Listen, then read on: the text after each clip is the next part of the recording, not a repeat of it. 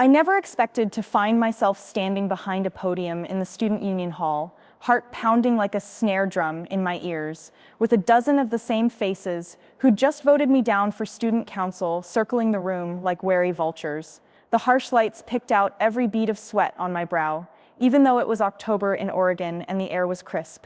I'd practiced my speech a dozen times in front of the cracked mirror over my dorm desk, jokes about cafeteria food, promises to refurbish the broken vending machines, big ideas about starting a campus-wide sustainability program, and I'd nailed every line. Until I hadn't. When the final votes were tallied, I'd bowed my head through the cheers for the winner. Trevor Chan, campus celebrity and president of the Frisbee Golf Club, and congratulated him with a grin that felt carved on my face.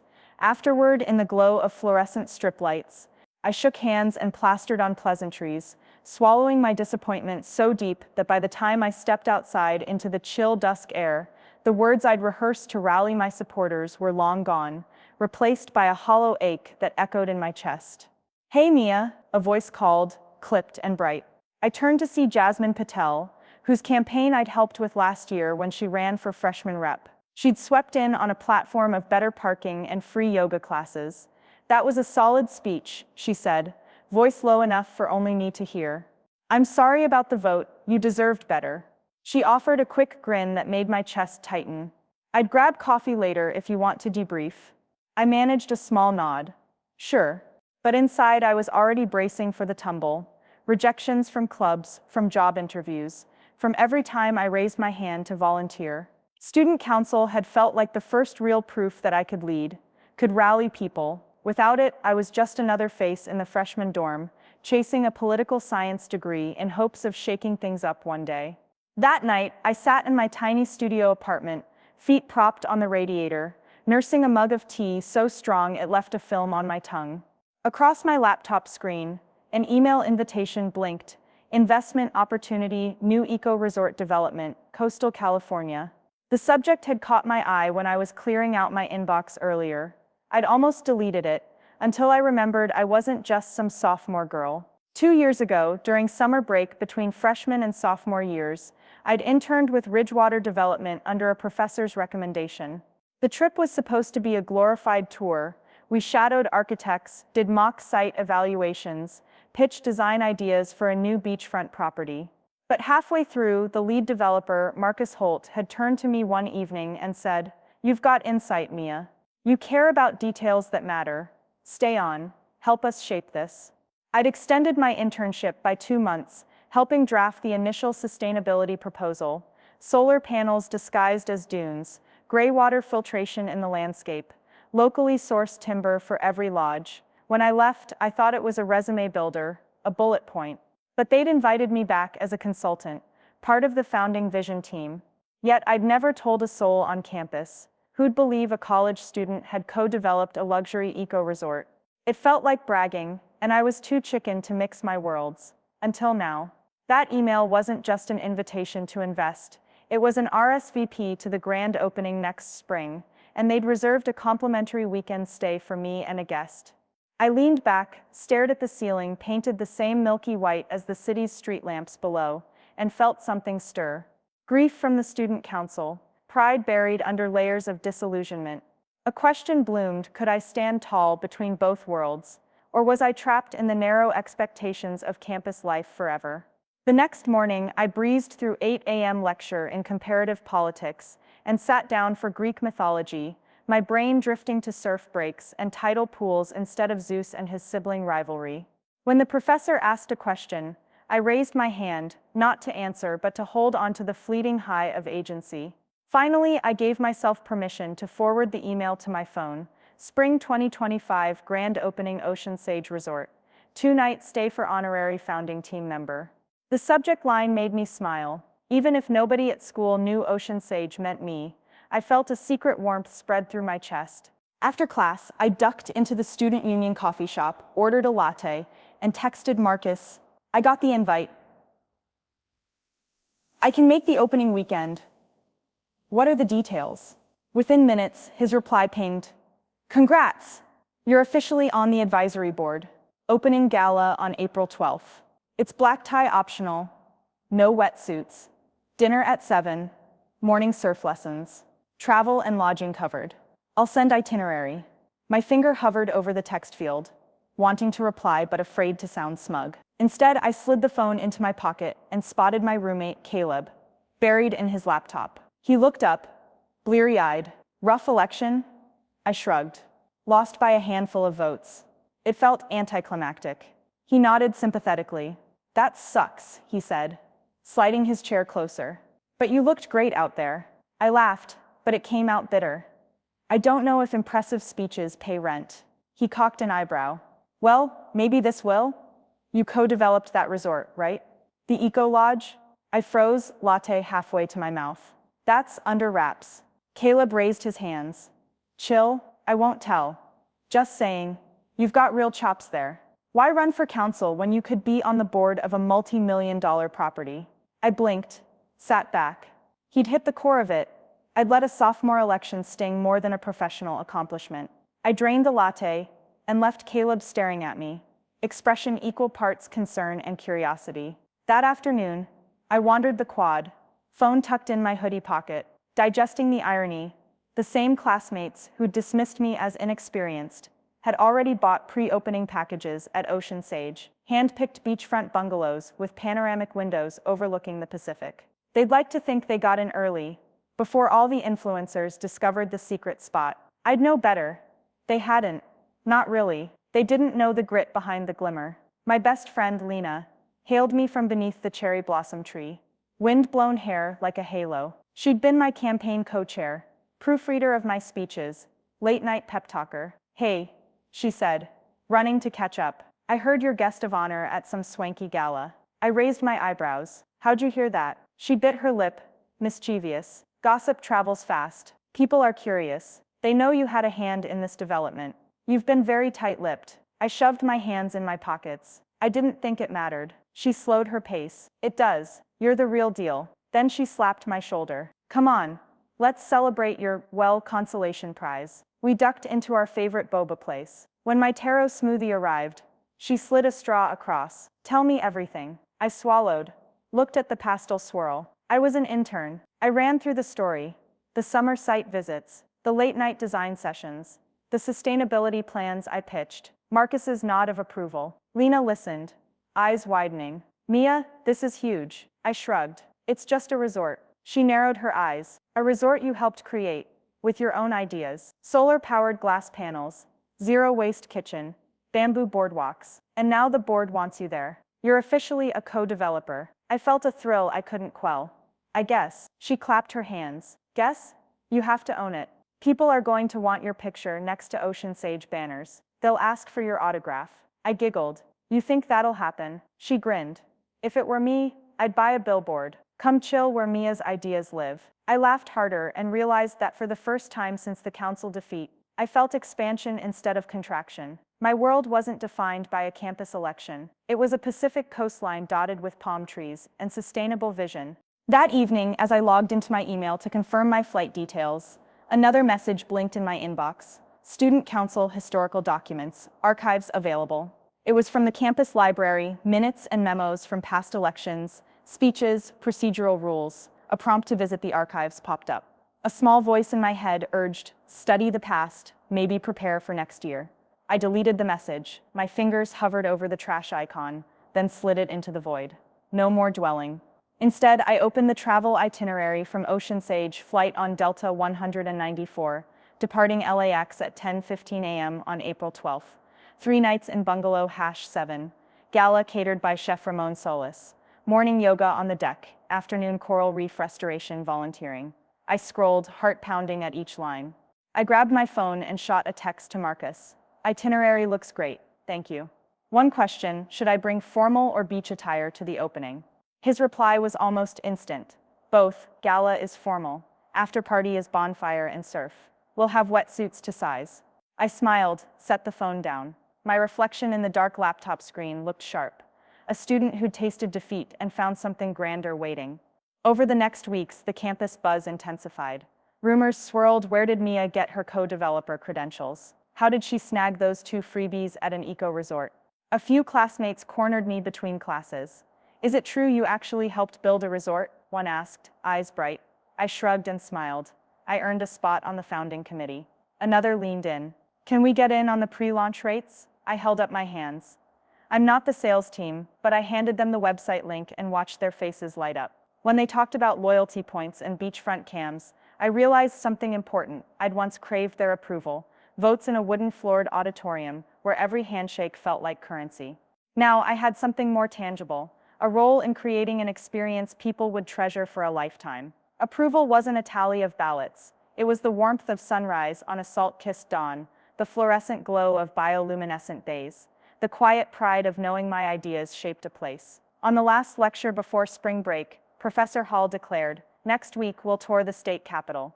For those of you interested in civic affairs, RSVP." A few hands shot up, mine didn't. When I left the lecture hall, Lena nudged me. "Not going." I shook my head. "I'm off the grid next weekend." She raised her eyebrows. "Ocean Sage?" I grinned. "Opening gala." Her jaw dropped. "You're so extra." I laughed. "Maybe, but after the vote, I earned it." She looped her arm through mine. "Then let's celebrate." "Sushi tonight?" I nodded. "Only if we can talk surf gear." She snorted. "Deal." As we walked down the corridor, I felt a current of anticipation. Student council had been a microcosm of politics, voters, platforms, campaigning. But life outside those walls offered a broader stage: design briefs, board meetings, environmental impact studies. I was still passionate about civic engagement, but now I had first-hand experience shaping policy in the physical world. I'd lost a battle in a student union hall, but I was winning a private war of innovation and sustainability. And soon I'd stand on a beachfront veranda at Ocean Sage, watching tidal waves wash over the shore I helped protect. The realization was thrilling enough to eclipse any sting from that vote. The morning I packed my suitcase, I found the dusty folder of my speech notes shoved behind a stack of textbooks. I flipped through it, highlighted sections, margin scribbles, the words I'd meant to say about community gardens and transparent budgets. I stared at those lines. The same voice that powered my council run was the voice that built real places. My momentum couldn't be confined to a campus ballot. I tore out the pages, folded them carefully, and slipped them into my journal, because the story wasn't over, it was just changing venues. In my carry-on, alongside my laptop and a few dresses, I packed that journal. It would be my bridge between two worlds, the political idealist and the sustainable developer. At the airport kiosk, I tapped my name, Mia Jing. Ramirez, breezed through TSA coffee, boarding. As I settled into my seat on Delta 194, I glanced at my phone, a final text from the student council winner, Trevor. "Good luck at the gala. I'll try not to be too jealous." I smiled and typed back. "See you on campus, after April 15th. The engine roared to life, and the plane lurched forward. I sank into the seat, heart rolling like the clouds beneath me. Ahead lay the Pacific shoreline, a resort rising from sand dunes, and a weekend that would rewrite my narrative. Part 2 begins when I debark in Monterey, California, two worlds colliding on a stretch of sunlit coastline, and the people who once wouldn't vote for me now lining up to explore the very place I helped build. My stomach fluttered as we descended through wisps of morning fog over the Pacific. The gulls wheeled outside the oval window of the turboprop, their cries faint beneath the hum of the engines. Beside me, my carry-on was neatly stowed. Inside, my journal held that crumpled student council speech, a reminder of where I'd begun. In my lap, the in-flight magazine lay open to an article on the rise of eco-resorts, and there, between glossy photos of ocean-facing bungalows, was Ocean Sage's feature story. The byline read, "Visionary Design by Ridgewater Development." But as I tapped the screen to zoom in on the photo, I felt a thrill. I'd helped draft that proposal, scouted that shoreline, argued for those solar dunes. Now I was flying in for the grand opening as part of the advisory board. My heart hammered with a blend of pride and nerves. We touched down at Monterey Regional Airport, and I caught my reflection in the JetBridge's windows. Capstone backpack, sundress, sneakers, part student, part sworn-in advisor. I lifted my chin and marched to baggage claim. Outside, a black Suburban idled with Ocean Sage Advisory on the side. Marcus Holt, fresh out of the limo world, waved me over. He wore a navy sport coat and a grin so broad I wondered if he'd strapped fireworks to his shoulders. "Mia," he called. "Welcome back." He stepped forward, clasping my hand. "Board's meeting at 3. Until then, consider this weekend entirely yours." He He signaled the driver. We'll swing by the spa first. Organic facial, seaweed wraps. You earned it. I laughed. I'll take seaweed wrap over student council rehash any day. He nodded as the driver checked my suitcase, then slid behind the wheel. The air smelled of eucalyptus and salt as we pulled away. The drive along Highway 1 unfolded like a dream. Cliffs plunged into turquoise water, wildflowers painted the roadside, and the sun broke through clouds in rippling shafts. I sunk into the leather seat, eyes wide. I thought of my classmates scribbling my campaign promises on sticky notes last fall, condemning me for being too idealistic. They'd never seen a design model for tide-powered generators, or mock-ups of sand-colored lodges. Here, that idealism was tangible architecture, corrugated metal roofs mimicking sand dunes, native grasses hiding underground pipes filtering gray water. I reached for my phone, typed a quick social media draft under a pseudonymous handle. Just landed at Ocean Sage. Never felt more at home. Then deleted it. Some victories I'd keep quiet. At the spa, the attendant guided me through a glass door into a room scented with lavender and kelp. I lay face down on a heated stone slab while seaweed clay smoothed over my shoulders. My mind wandered back to the campus quad, where I'd refused to attend student council socials this semester. Now, I thought, maybe I'd been so focused on fitting in there that I forgot to lean into where I truly belonged. Here, my expertise belonged. Afterward, scrubbed and renewed, I stepped into the courtyard's infinity pool. The Pacific stretched to the horizon, a mirror of sky. I floated on my back, arms outstretched like a starfish, and felt utterly weightless. My phone buzzed, an email from Dr. Hall, my political science professor. Enjoy your weekend. Looking forward to your reflection paper on sustainable governance when you return. I smiled, tucking the phone under my armpit. Governance, both political and environmental, was a theme I'd navigate well. Later, I wandered the resort's grounds before the board meeting. The property sat on dunes tinged pink by sunset. Clusters of villas, their facades clad in locally milled cedar. A spa pavilion whose roof spiraled like a nautilus shell. Communal decks suspended over wetlands, fostering migratory birds. I passed a wetland interpretive trail. Signposts explained how tidal exchange cleansed water and nourished seabirds. I spotted a family of herons stalking shallow pools.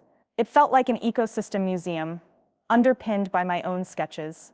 At the boardroom door, I paused. My student peers voting against me felt like a distant lifetime. Now here, I would defend budgets of millions, steward community impact metrics, and refine quarterly ROI projections. I steadied my breath and entered.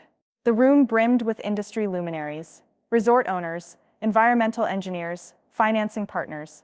At the head of the table, Marcus greeted me with a nod. He introduced me as our youngest advisor, and I took my seat between the head of renewable energy and the CFO. The agenda: finalizing vendor contracts, reviewing marina restoration grants, and approving a partnership with the Monterey Bay Aquarium for reef health monitoring. I listened, then offered suggestions: contractor diversification to employ local artisans, phased solar rollout to test yield, community workshops on ocean stewardship. My notes garnered approving murmurs and nods. I realized that every proposal I drafted as an intern was being enacted here.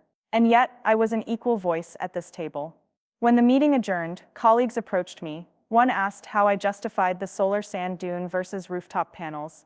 Another invited me to present at next year's Green Tourism Conference. My heart buzzed. I shook hands with the CFO, who said, "You've got a knack for making complex sustainability elegant." I beamed elegance, somewhere between the campus auditorium's wooden lectern and the seaside boardroom's glass walls. My journey had woven together. That evening's gala glittered under a canopy of lanterns.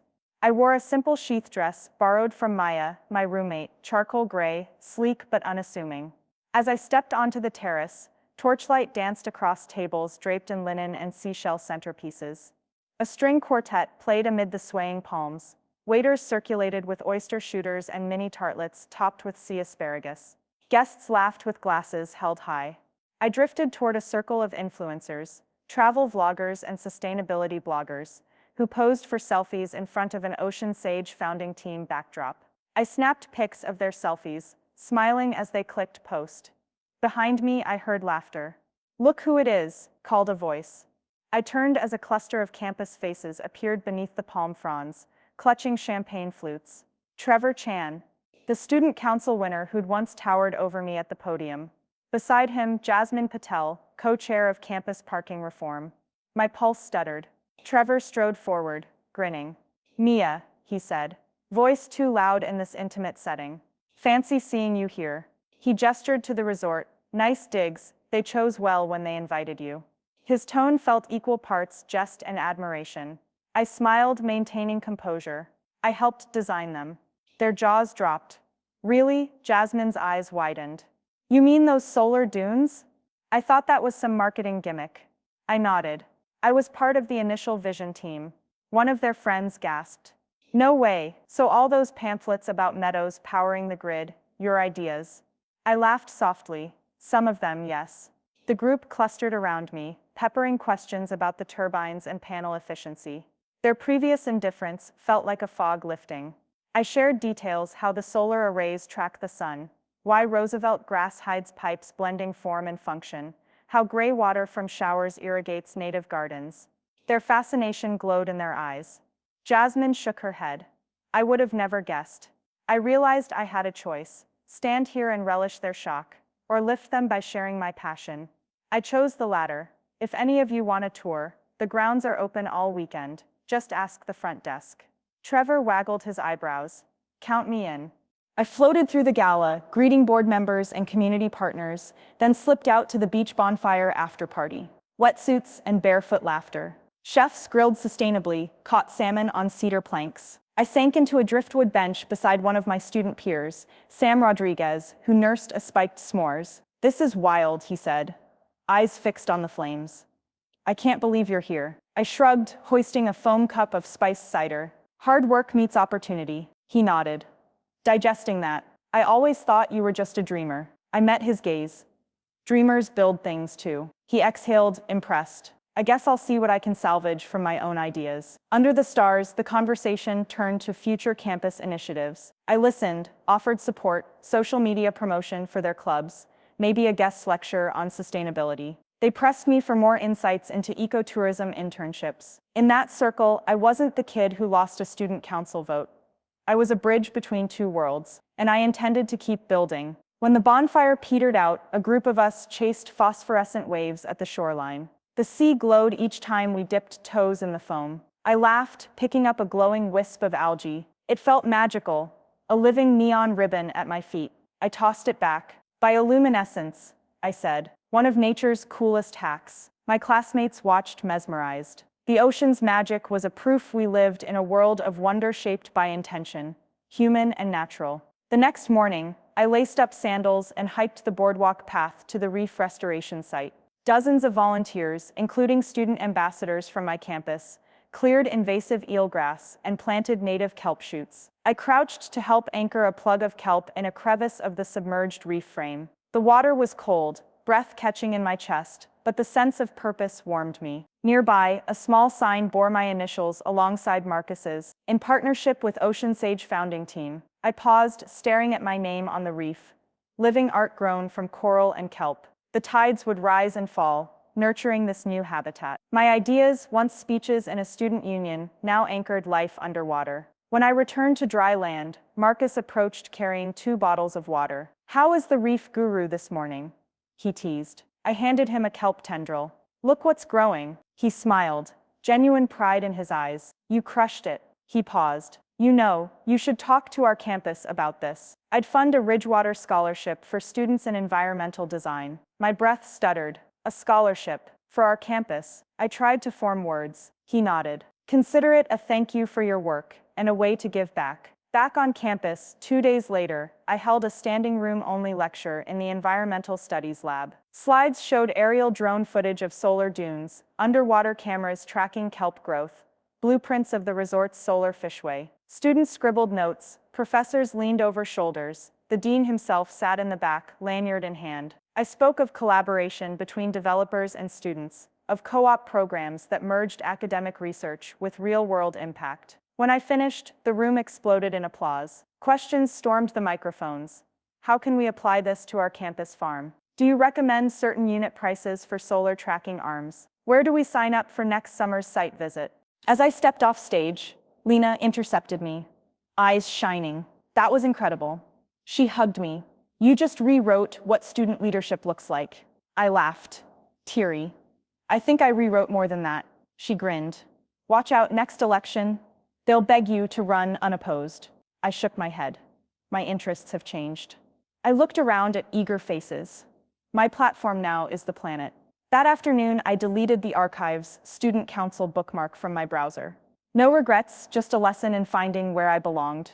I opened a new document, Proposal Ocean Sage, University Partnership, listing coursework credits, summer internships, seed funding for student projects. I emailed it to Marcus with a succinct subject line. Next steps? He replied within minutes. Brilliant. Let's get the ball rolling. I leaned back, phone in hand, and smiled. The next student council election cycle was 4 months away, but I knew where I'd be on election day, not behind a campus podium begging votes, but spearheading a living classroom on the shoreline I helped shape. My world had expanded far beyond that student hall.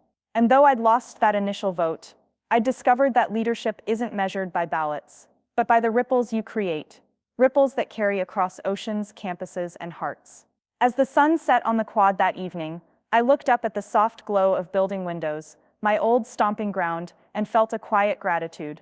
They'd voted against me, yes, but that vote had set me in motion towards something greater, a resort that breathed with the sea, a community anchored in sustainability, and a path that bridged my campus roots to global impact.